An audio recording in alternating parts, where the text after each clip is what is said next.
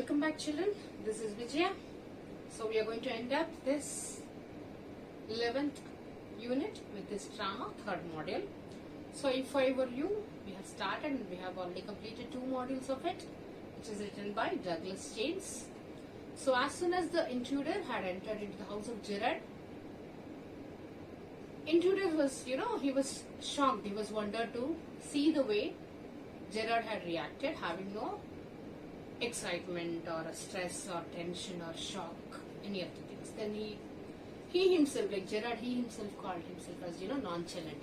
Nonchalant is the one who does not show any of the expressions on the face of excitement or any of the kind of things. It's an adjective. Then intruder had already informed Gerard about his vicious plan of taking his identity. So if I were you, but if I, that I refers to intruder. If I were you, so then as soon as he heard the plan of intruder, Gerard said that no, I don't think that you would kill me, and rather you would let me go. Then intruder was very desperate, very curious to know what was his plan, what was in his mind. Then he directly asked Gerard to let him know what's going on in your brain. Please let me know. So page number 142, children, please go ahead. A mystery which I propose to explain. Then Gerard started saying the answer. Yes, I have some mystery in my mind. So please listen, I shall explain. Disregarding him, intruder, pretending not to give attention towards him or not to show any interest. You phone your orders and sometimes you go away suddenly and come back just the same. Those are just the things I want to do. Hearing about you was one of my luckiest breaks. So intruder said that I know because I already called you as a mysterious man, because you just make a call and you go out and then after some time you come back and again you will go. So nobody knows that why do you go out and why do you come back again, and in between what do you do, what is your job, nobody knows. And people they keep commenting about you, they keep making their assumptions about you, they keep guessing what are you and all. So all these things I could understand. So the same thing I want to do, because I want to become Gerard, VC Gerard, because I am going to have your identity. So I am so lucky. Lucky break is nothing but without doing any effort, getting something, the success. So I am successful. I can successfully live naming myself as VC Gerard.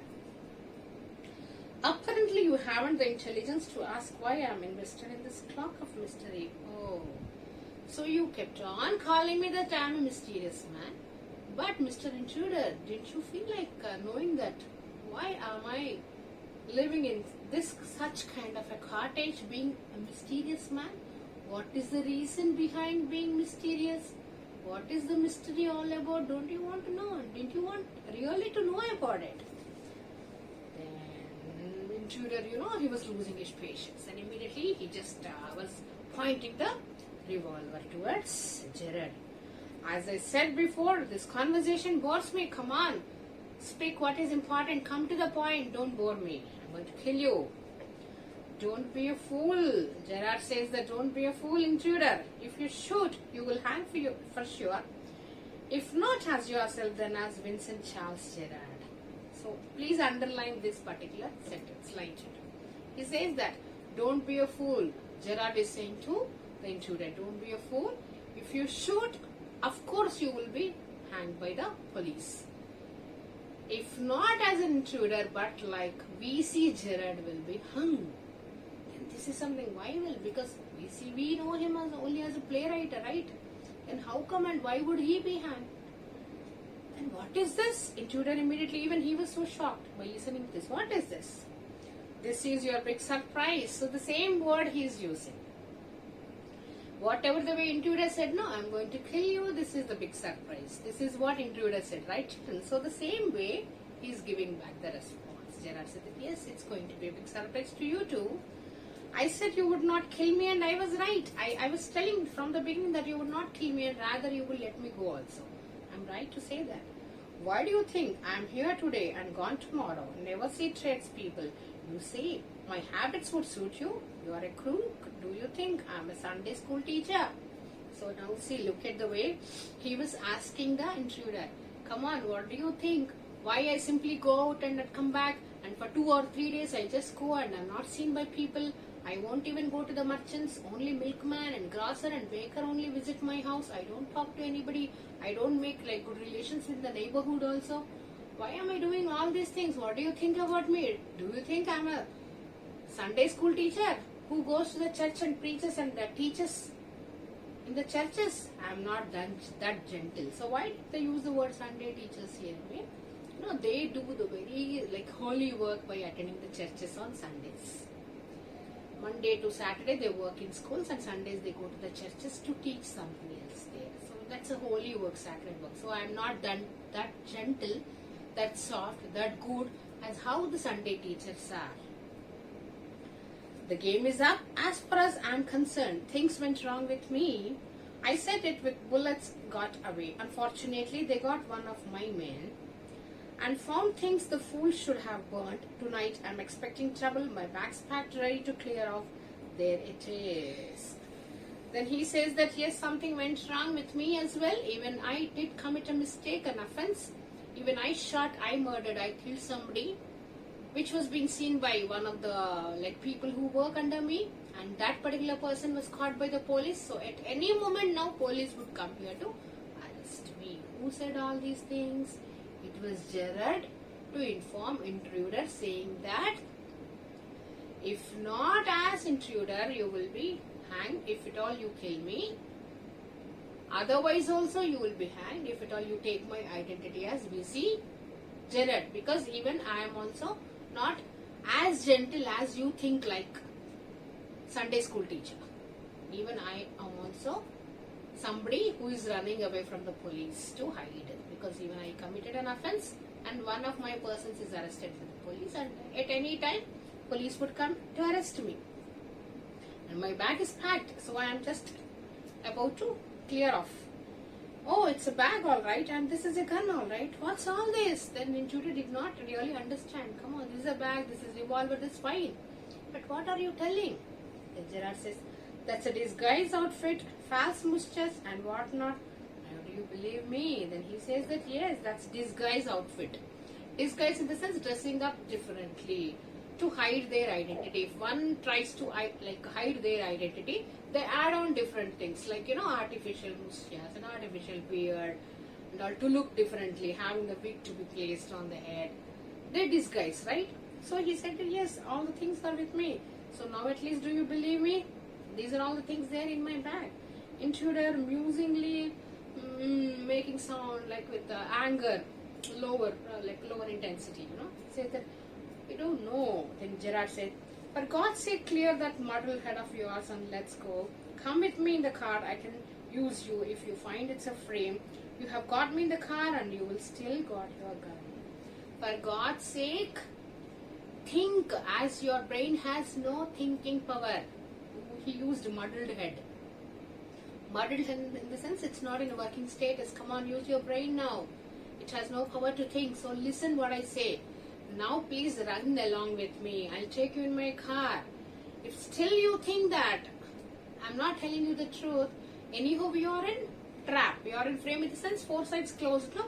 All the 4 doors are closed of the car. Of course I'm with you. And anyway you have your revolver with you. You can shoot me at that moment also when I take you out in my car as well. Come on, man. Use your brain to think and come with me. Maybe you're right. So now intruder is convinced with what Gerard said. He said, yeah, maybe you're right. Then don't waste time. Goes and picks up his hat bag. Then Gerard said that, come on, now don't waste your time in thinking, because anytime police may come in. Come on, let's go. The intruder says, careful boss, I'm watching you. So the way he was just making him to hurry up and all, intruder would like to be in his own safety. So to assure his own safety, he says that, come on, I'm watching you, Gerard. I have got a man posted on the main road. He will ring me up if he sees the police. So he says that no, I'm prepared, I'm well prepared, don't worry. Because already I appointed one of my men who are working under me, who's working under me at the street starting. If at all he would see police entering into this lane, he would call me. So don't worry, I already made my total plan ready. And I don't want to leave. Come on, they are after us. through here straight to the garage. So telephone bell rings. Yes. As soon as Gerard completes telling this, telephone bell rings. What did he say about the telephone bell before? He said that if at all, the man who was appointed by Gerard to stand at the street starting to inform him if he sees police. So now he has received a telephone call. What does it mean? Gerard said that, oh come on, my person has called me, so maybe the police has already entered the street. So this is what Gerard told to intruder. So intruder said, how do I know that you are telling the truth? So he was so confused now, intruder, He was in a dilemma, like how whether to believe him or not totally. Oh, don't be a fool, look for yourself. And Gerard opens door and steps away. Intruder leans forward to inspect it with his side towards Gerard, but with a revolver ready. As he turns his, Gerard gives him a push into the cupboard, knocking the revolver out his hand. He slams the door and locks it, picks up the revolver and goes to the phone, where he stands with the gun pointed at the cupboard door. Yes, this is the main climax, children. This is a very interesting climax here. So when intruder said that, come on, I'm really puzzled whether to believe you or not, then we have no time to think, as already the telephone bell has already rung, which is nothing but an alert saying that there is police at the starting of our street. So anytime, any moment, next moment the police may enter. Come on, let's go. Then as soon as Gerard moved, even the intruder followed him. So as soon as intruder followed him and he was just about to turn to see Gerard holding the gun in his hand, Gerard acted very smartly, very quickly, like a flash. He just pushed the intruder into a cupboard, into an open cupboard.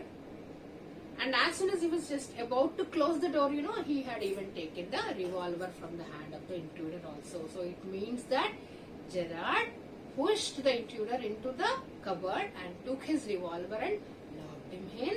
And immediately he rushed to the telephone to call the police. And also at the same time, look at his action. He already pointed out his pistol towards the cupboard. If at all he breaks the cupboard and comes out, he can shoot the intruder. That was his intention. Then intruder from inside, he says that, let me out here. He started screaming. He started shouting a lot, come on, please, let me go, let me come out. Then Gerard says, hello? Yes, speaking. Sorry, I can't let you have the props in time for rehearsal. I have had a spot of bother. Quite amusing. I think I'll put it in my next play. Listen, can you tell our friend, the surgeon, to come up here at once? You will probably find him in the public bar. That's wonderful here. So, what was the call he was expecting? In fact, children, as he is into dramatization and he was a playwright, right? So he was expecting a call from us because he has already promised that he would start within 10 minutes at time and he would reach as well. So somebody who was expecting Gerard's arrival there, as he hadn't arrived there, then to follow up about his arrival, the other person might have called. So as soon as they have called him for the rehearsal, before presenting the final drama or any of the programs, you will go for the rehearsal. That is nothing but practice. So as he had to attend one of the practices there for making the rehearsal of his dramas, so he said that, yeah, I had an interesting episode in my house, so maybe I shall be reaching a little late, don't worry. And please do inform one of the surgeons. Surgeons is nothing but the policeman, who is his friend in fact. Surgeon is a friend of our Gerard. So he said, please, could you please do me a favor, inform my friend, the surgeon, to come and pick the wrong person here. Maybe he is in the public bar. So he also has mentioned that where can he get the surgeon. So this is what is all about the drama, If I Were You, which has ended up with an interesting climax. So if somebody questions you that, if you need to describe Gerard and his act in a word or a phrase, what would you call him as? A clever person? The one who acts timely? Flashy person? Of course, all these things, because usually human beings, we all, whenever we see something which is unbelievable or unimaginable, unexpected things, whenever we face we experience, our first thing is we are shocked, which is something very wrong. So this is what we need to learn by looking at the way Gerard behaved with intruder. He was never seen being anxious. He was never seen worried. Though he was informed that he was going to be killed also, he was not worried. He was so cool, he was so pleasant throughout the drama. Because maybe his profession, his passion of writing dramas could have helped him to retain his peace throughout the drama. And finally, as he was the one to make the main plots for many of the successful dramas, very famous and popular dramas, he could really weave a story of his own. He could make up a story which could really which could be believed by the intruder as well. Because of course here he's a story writer, we need to understand. So do you think is it a big difficult work for a story writer to make up a story then and there instantly? Never. Because that is his passion, that is his profession, that is his basic work what he had to do it. So here we will need to understand that as Gerard's passion and profession was to make up stories, to write stories for the dramas, and dramas must be very convincing to entertain the public, the audience. Audience must receive it positively. So to let the audience understand and be convinced, the stories must be very interesting. So for a storyteller, for a story writer, it's not a difficult task to convince an ordinary intruder. So that is how the intruder was befooled by Gerard very cleverly, and finally the police caught the intruder and he was put in the jail and he was thus punished as well. So one must act instantly by using the instant intelligence without being worried, tensed and being anxious. Keeping all these things, one must think calmly that what should I do now? What would I need to do now? Then somebody can conclude with the right conclusion. Somebody can end up with the right conclusion. So this is what is all about If I Were You, written by Douglas James. And if at all you see the questions, thinking about the text, children, at last a sympathetic audience. Who said this? Gerard said this. Why does he say it? He was unhappy to answer to that person, so sarcastically he said this. Is he sarcastic or serious? Of course, he was only sarcastic. Why does the intruder choose Gerard as a man whose identity he wants to take on? Reasons. Because he has seen him moving out every often from the house and he was looking mysterious and nobody knew him what work he does and all. So all these things, they were quite common, whereas easy to take his identity on. I said it with bullets. Who said this? What does it mean? Is it the truth? What is the speaker's reason for saying this? Please check out the paragraph. Bullets is nothing but, instant answers which would catch the attention of the person who questions. What is Gerard's profession? What did I tell you, children? I mentioned a word. Please write down that. Quote the parts of the play that support your answer. How could you know that he is so and so? I'm not going to give you the word now because I have already given it before. So you will soon stop being smart. Who said this? Who said this? Why does the speaker say it? What according to the speaker will stop Gerard from being smart? How can he do that? Please go on. They can't hang me twice. Who said this? Why does the speaker say this? So let's move on to another question, seventh one. A mystery I propose to explain. What is the mystery the speaker proposes to explain? So this is where you will need to write the explanation given by Gerard there. So please elaborate your answer referring to the textbook, children. So the last question, this is your big surprise. Where has this been said in the play? What is the surprise? What do you think, children? Is this told only once in the story? If I am not wrong, it has been told by two different people twice. Both intruder and Gerard also had used it. So in which context and what was the surprise they referred to? In their own conversation, you will need to write about.